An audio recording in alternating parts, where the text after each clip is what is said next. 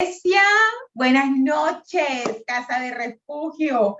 Estamos terminando mes, estamos repuntando medio año ya de este 2021, del año de su propósito. Qué bendición es una nación que le adora al Señor. Nosotros somos pueblo de Dios y nos encontramos y nos reunimos y por medio de estos tiempos damos gloria al que es digno de honra, de gloria, de exaltación. Es de verdad un privilegio estar nuevamente juntos. Dios nos ha dado vida, como decimos normalmente, vida y licencia para podernos encontrar y en su presencia celebrar. Hoy tenemos un tema que pues está muy relacionado con el que vimos hace 8 días. Los que vieron ya el post seguro se confundieron y dijeron, ¿ves? ¿Es el mismo tema? No, está a la inversa y me pareció justo realmente que si estudiamos lo que es de la victoria a la derrota, tengamos la oportunidad de estudiar de la derrota a la victoria, porque es en ese camino en el que estamos siendo dirigidos de parte de Dios en su propósito, en este año del propósito. Quiero decirles que el domingo pregunté cómo se llamaba el tema del martes y nadie me lo dijo a tiempo y eso me dejó mi corazón arrugado. Así que por favor sean muy juiciosos, tome esas notas, grábese el mensaje con la asistencia del Espíritu Santo, que nos quede hoy grabado en el corazón esta palabra que proviene del Espíritu de Dios para levantarnos y para hacernos aún más fluir en su caudal, en el caudal de su presencia hacia sus propósitos. Oremos entonces. Padre, gracias, Señor, por este tiempo de adoración, por este tiempo en tu presencia, por este privilegio que tú nos das de cantarte, de exaltarte, de bendecirte. Gracias, Señor, porque tú en tu misericordia dispones entonces de pan. Pan para que nos alimentemos, para que crezcamos en ti. Y Señor, este mensaje de hoy es pan de vida. Eres tú, Señor Jesús, en medio de nosotros, llenándonos, nutriéndonos de ti. Hoy te suplicamos que lo hagamos de una forma consciente en el espíritu y en el alma. Que seamos hoy espíritu y alma y cuerpo tuyos, fluyendo, recibiendo uno solo en comunión contigo, Señor. Gracias por tu instrucción. Sabemos que si no las das en tu infinita sabiduría es porque la necesitamos y te suplicamos que haya en nosotros la obediencia necesaria para vivir lo que tú hoy nos estás hablando. Amén. Amén. ¿Preparados? Abramos entonces nuestras Biblias en Segunda de Samuel, capítulo 6.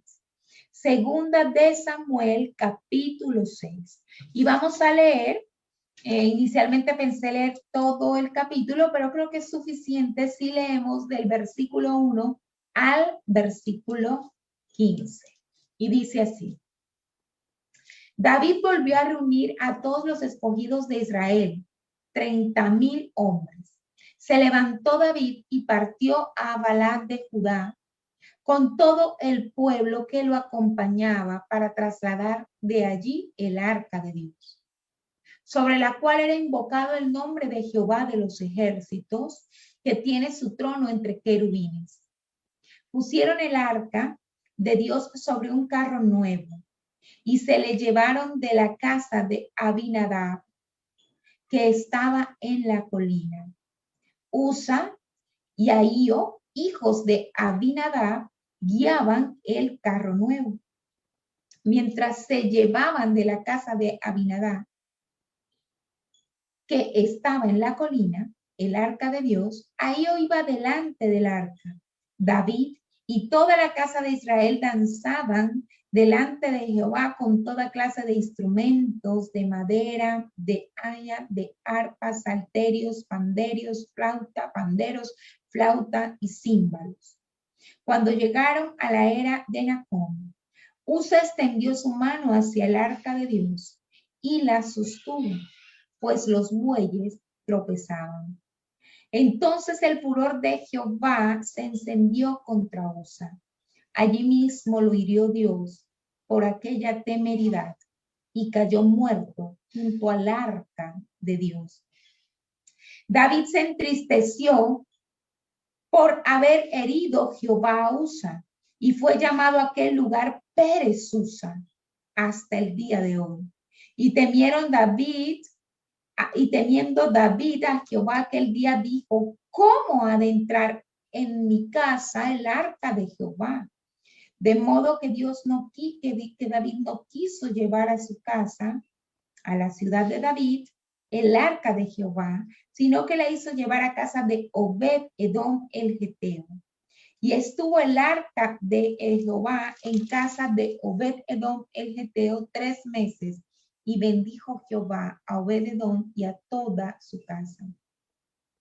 Cuando se le avisó al rey David, Jehová ha bendecido la casa de Obed-Edom y todo lo que tiene a causa del arca de Dios. Fue David y trasladó con alegría el arca de Dios de casa de Obed-Edom a la ciudad de David.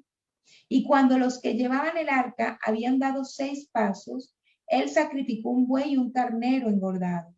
David, vestido con un efod de lino, danzaba con todas sus fuerzas delante de Jehová. Así, con júbilo y sonido de trompeta, David y toda la casa de Israel conducían el arca de Jehová. Cuando el arca de Jehová llega a la ciudad de David, hasta ahí fue el versículo 15. Entonces terminamos con, así, con júbilo y sonidos de trompeta, David y toda la casa de Israel conducían el arca de Jehová. Amados, nosotros vemos acá un episodio de la vida de David porque era justo, que si fue David el personaje con el que aprendimos hace 8 días de la victoria a la derrota, también fuera David el personaje que hoy nos ilustrara por medio del Espíritu Santo, por la misericordia de nuestro Señor Jesucristo, el camino de la derrota a la victoria. Porque como cristianos es indudable que nosotros permanentemente tenemos que aprender a lidiar con la frustración. Eso de la baja tolerancia, la frustración, no es algo que un cristiano se pueda permitir. El cristiano, el pueblo de Dios es resiliente por excelencia. Es que Proverbios 24:16 dice, 7 veces cae el justo y vuelve a levantarse, mas los impíos caerán en el mal. Y esto indica el número 7, lo completo, lo perfecto. No quiere decir que a la octava ya Dios no nos va a levantar. Quiere decir que siempre, siempre, siempre que caigamos, que fracasemos en un propósito, en un anhelo, entonces el Señor nos va a levantar. La victoria en la cruz pagó ese derecho. La palabra de Dios dice en Romanos 8:37, pero en todas estas cosas somos más que vencedores por medio de aquel que nos amó. ¿Recuerdan? Esto tiene una garantía. Nosotros tenemos una garantía de victoria que fue pagada en la cruz del Calvario. Las arras del Espíritu en nosotros son la garantía de la victoria. Somos más que vencedores, pero esto no quiere decir que nosotros no lidiemos con el fracaso, que nosotros no lidiemos con la derrota. Por el contrario, creo que la buena noticia que como creyentes tenemos es, en el mundo tendréis aflicción, pero confiad, yo he vencido al mundo, nos dice el Señor, y sabemos que no nos quedaremos postrados. ¿Vivimos derrotas? Sí, Señor, eso es verdad. Yo no sé cuál será en tu mente y en tu corazón las derrotas o los fracasos que vienen a tu mente. No sé. No sé si cuando hemos caído postrados, la pregunta de cómo me levanto se circunscribe a una derrota espiritual, una derrota emocional, una derrota familiar, laboral, financiera, y la lista sigue. Y la pregunta es, ¿cómo salgo de esta derrota? No lo puedo disimular, es una derrota. ¿Cómo salgo a la victoria? Bueno, David en estas escrituras es un ejemplo idóneo para que nosotros podamos comprender cuál es el camino, cuál es el paso a paso de la derrota a la victoria como pueblo de Dios, como hijos de Dios. La Biblia es íntegra y nos muestra la verdad de un siervo de Dios, de un hijo conforme, que tiene su corazón conforme al corazón de Dios, pero que eso no le garantiza que no tendrá que lidiar con el fracaso. Y vamos a verlo en 4 puntos. El primer punto lo vamos a definir como el sueño, el anhelo, porque ¿sabe quién no fracasa? Esto sí es muy cierto, quien no emprende, quien no se mueve, quien no avanza. Y de todas maneras, ese avance, ese dirigirnos, ese trabajar está evocando un sueño, un anhelo. Y David tenía un anhelo. El sueño de David fue hacer casa para Dios. Recuerdan el templo, construir el templo. El Señor se lo permite a través de su hijo Salomón, pues él es el llamado a recoger las riquezas, el oro, la plata, todo, pero es Salomón el que finalmente tiene la bendición o la autorización de Dios para poder edificarlo. Pero entonces siempre en David estuvo ese anhelo de hacer casa para Dios. Y el arca, que es la lectura que está en 2 Samuel 6, lo que acabamos de hacer del versículo 1 al 15, nos habla de que inmediatamente cuando comenzamos la lectura dice, David volvió a reunir a todos los escogidos de Israel, 30,000 hombres, se levantó David y partió de Balad a Judá con todo el pueblo que lo acompañaba y dice, para trasladar de allí el arca de Dios. ¿Qué era el arca de Dios? El arca era el arca de la alianza, ese era su nombre, el arca de la alianza, y fue una caja de madera, en términos sencillos, no muy grande, una caja de madera que Dios le ordenó construir a Moisés 400 años antes de la existencia de David. Y esta arca venía a ser un cofre que estaba cubierto de oro y tenía una tapa, por decirlo de alguna manera, llamada el propiciatorio, y este estaba también cubierto de oro. Dentro de ella estaban las tablas de Moisés, las tablas de la ley que él bajó del monte. Estaba un frasco con maná del desierto, y estaba la vara de Aarón que reverdeció cuando se confirmó su liderazgo. Todo esto tiene un simbolismo, pero realmente esa arca está representando la presencia inmediata de Dios, la gloria de Dios. Ellos, por instrucción de Dios, Moisés la construyó y esa arca estaba en el lugar santísimo del tabernáculo y habla de la presencia de Dios. Para ellos era la presencia de Dios manifiesta en medio de ellos. Y el sueño de David era regresar esa arca a donde nunca debió salir, porque esa arca había sido robada por los filisteos, había sido por causa también de un fracaso del pueblo de Israel, de una religiosidad en medio de la batalla. Entonces los filisteos la habían tomado y resulta que por intervención divina ellos mismos tienen que devolverla. Y esta arca se había quedado aproximadamente 70 años en la casa de este personaje que escuchamos mencionar en la lectura en varias oportunidades, Abinadab. el arca, imagínense, de la presencia, aquella que estaba destinada a estar en el lugar santísimo, ahí en el tabernáculo donde solo podía acceder el sumo sacerdote en términos muy precisos, una vez al año, y ahora ella estaba fuera de Jerusalén. Y el anhelo, cuando él dice llevarlo a mi casa, se está refiriendo a eso, a Jerusalén. Y el anhelo de David era un anhelo genuino, un sueño espiritual, un sueño para Dios incluso, un sueño de un hombre que tiene el corazón de Dios, ese anhelo. Y bueno, así estamos muchos de nosotros llenos de anhelos que son genuinos, de buenas intenciones. Y Dios lo conoce y Dios lo sabe. Pero él tiene el sueño de que la presencia del Señor habite en medio del pueblo para que el pueblo pueda tener esa experiencia cercana del Rey de Gloria que él tiene, porque no toda la nación lo hacía. La relación de David con Dios era una relación extraordinaria, hasta profética, de lo que es el Nuevo Testamento, de lo que es la gracia, porque él tenía una comunicación directa. Sin embargo, fíjese qué tremendo. Vamos a ver el segundo punto que he titulado el modus operandi, porque hay un anhelo y hay una búsqueda de ese anhelo.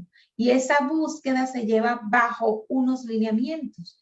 Y eso es lo que ha determinado el modus operandi, la forma como opera la búsqueda de ese anhelo genuino. Quiero que me acompañes entonces a Éxodo 25, del versículo 12 al versículo 15.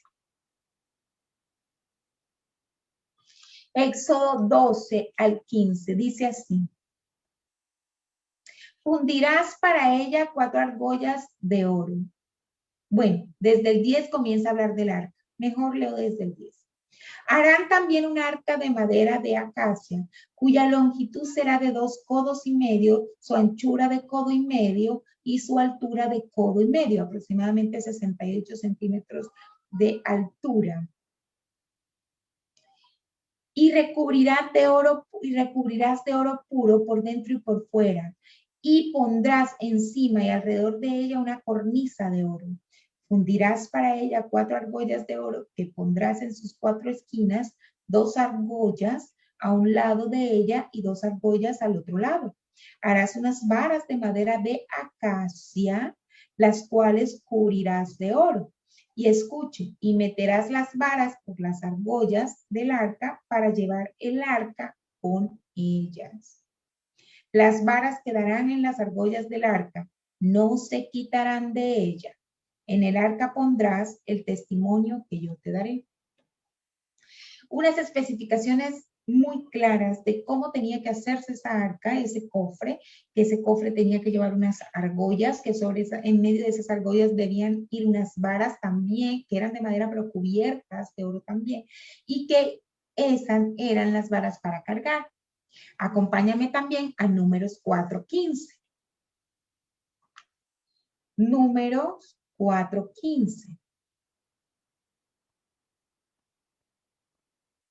Después que acaben Aarón y todos sus hijos de cubrir el santuario y todos los utensilios del santuario, cuando haya que mudar el campamento, llegarán los hijos de Coat para llevarlos, pero no tocarán ninguna cosa santa, no sea que mueran. Estas serán las cosas que cargarán los hijos de Coat en el tabernáculo de reunión. Ok. Aquí hay una instrucción precisa de parte de Dios. Cómo construir el arca, pero también cómo transportarla. El arca es el símbolo de la presencia, de la gloria de Dios en medio de su pueblo. Antiguo Testamento. Y el Señor da instrucciones específicas de cómo tiene que transportarse el arca y de quiénes tienen que transportar el arca. Específicamente habla de que sean levitas, específicamente habla de que sean descendientes de Coat, y es que cargar la presencia de Dios, el arca de Dios, el arca del pacto, tenía entonces unos mandamientos específicos.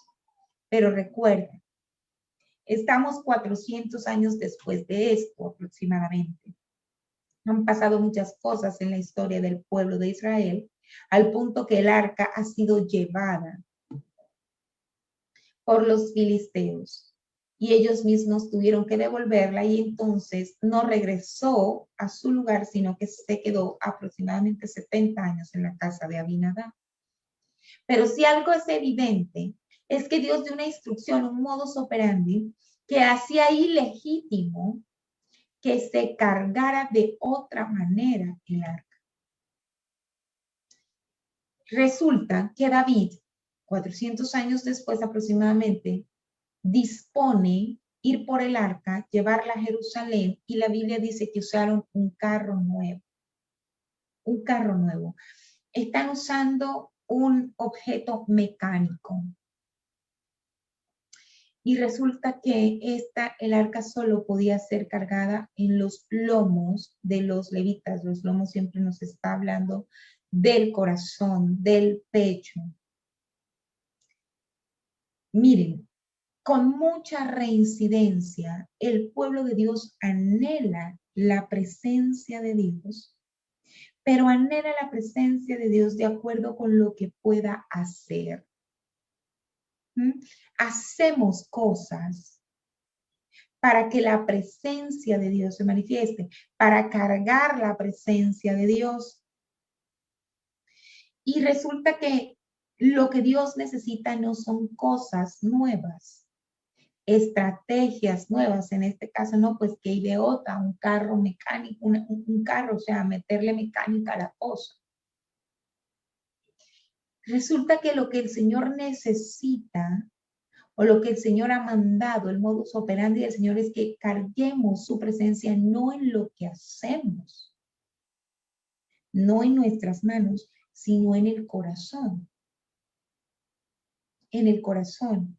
Somos llamados a tenerla sobre los lomos.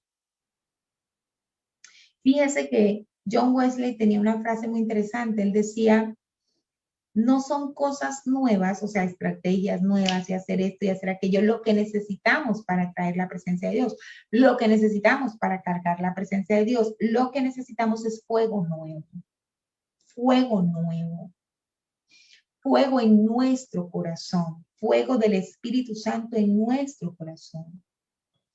Mire qué tremendo, porque cuando los filisteos robaron el arca, se la llevaron en carro. Y ahí no pasó nada. Bueno, a ellos les pasó otro episodio diferente, que fue lo que los hizo devolver el arca, pero Dios permitió que ellos los llevaran así. A ver, estamos hablando de los filisteos. No conocían la palabra, la verdad. Esto es para el pueblo de Dios. Israel no podía imitar a los filisteos, no podía pretender cargar la presencia del Señor, el símbolo de la presencia, de la gloria de Dios, a su manera, a la manera del mundo. Tenía que ser a la manera de Dios. Es interesante porque los dos hijos de Aminadab, uno se llamaba Usa, el otro se llamaba Ahío, y Usa significa fuerza. Fuerza, y Ahío significa amigable. Y esto nos hace pensar que nosotros podemos poner toda nuestra fuerza, tener un anhelo legítimo, tener el anhelo de que el sueño de que ese anhelo sea respaldado con el poder, la presencia del Señor. Pero nosotros podemos poner toda nuestra fuerza, nuestra estrategia, todo lo que tenemos, derrochar inteligencia emocional en el asunto, mejor dicho, y resulta que eso no va a garantizar que la presencia de Dios se manifieste.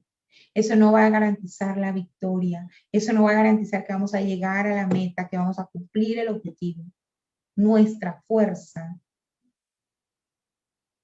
nuestras habilidades, nuestras aptitudes. Lo único va a ser el estado de nuestro corazón. Y el estado de nuestro corazón no se mide por nada diferente que la obediencia a los mandamientos del Señor. Por eso es que si me amáis, cumplís mis mandamientos. El modus operandi de Dios no puede ser manipulado porque entonces además lo que dicen las escrituras, no, ellos iban en qué fiesta, en qué felicidad, en qué gozo vamos y están en medio de esa euforia y vamos a llevar la presencia de Dios para Jerusalén, pero están en desobediencia.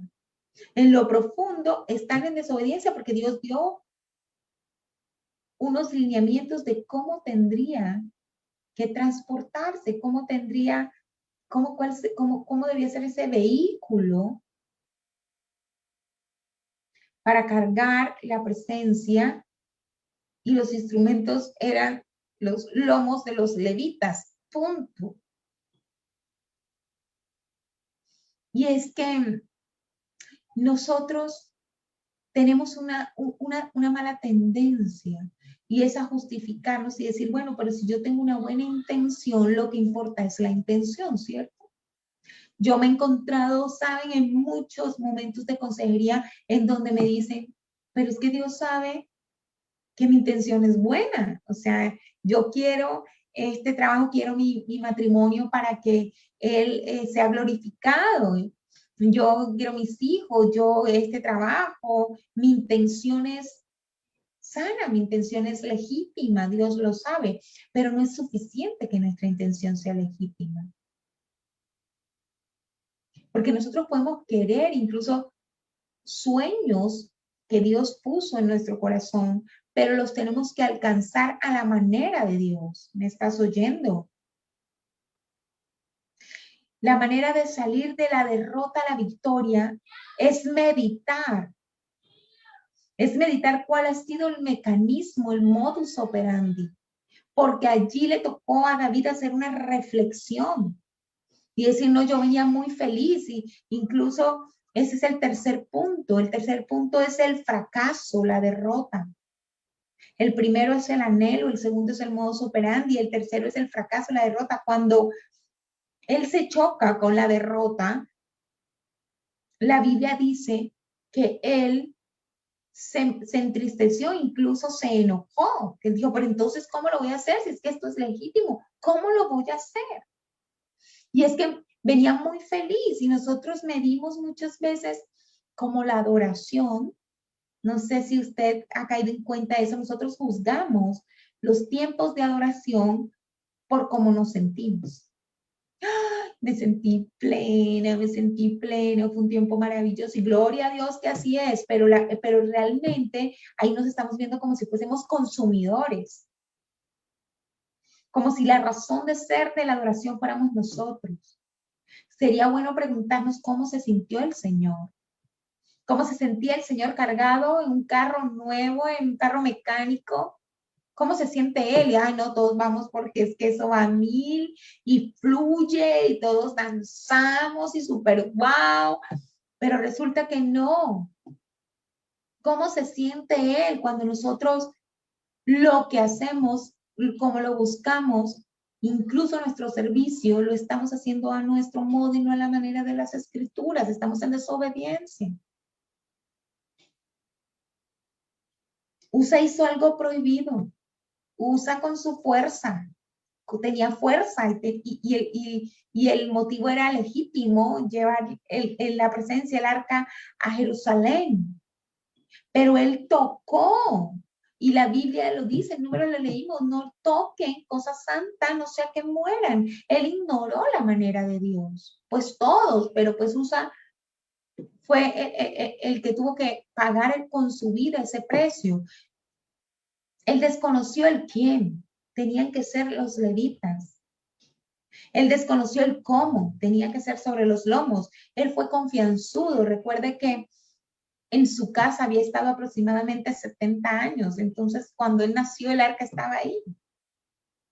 Y él se acostumbró a que la presencia de Dios estaba y manoseó, por decirlo de alguna forma, el concepto del arca, al punto que él tuvo tanta confianza en sí que él la tocó. al punto que él creyó que era más santa su mano que el suelo, por eso evitó evitar que se cayera. Él se insensibilizó a la instrucción de Dios, como se insensibilizó también David al respecto. De hecho, la desconocía cuando él dice, ¿qué haré? Después, cuando leemos en esta escritura cómo lo hizo,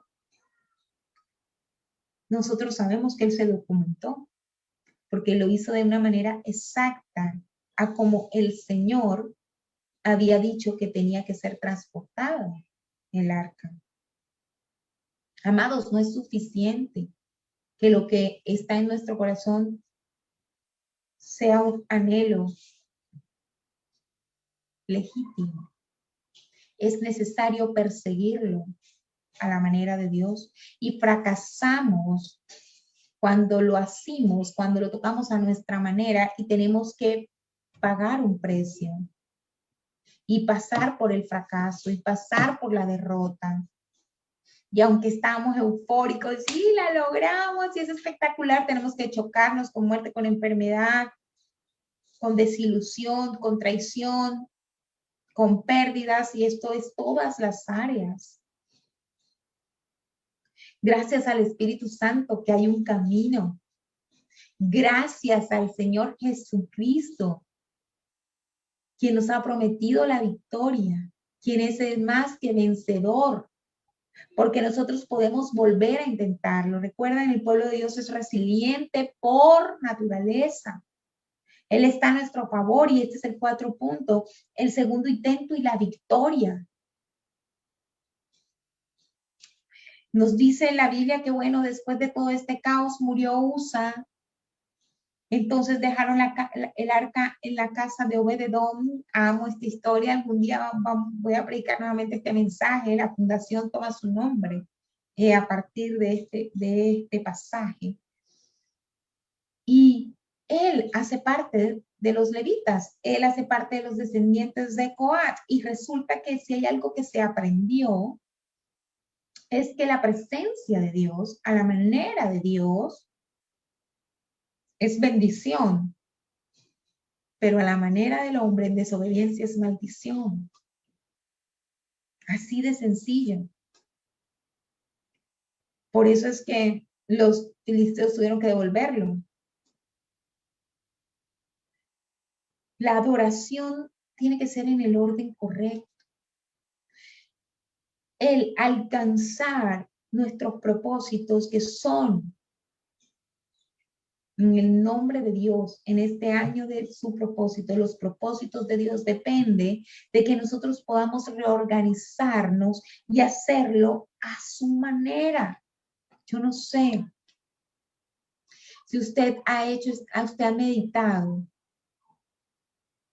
en las derrotas que hemos tenido que atravesar y ha mirado las escrituras y ha dicho, sí, yo fallé en esto, está claro. La Biblia dice que es así, yo no lo hice así.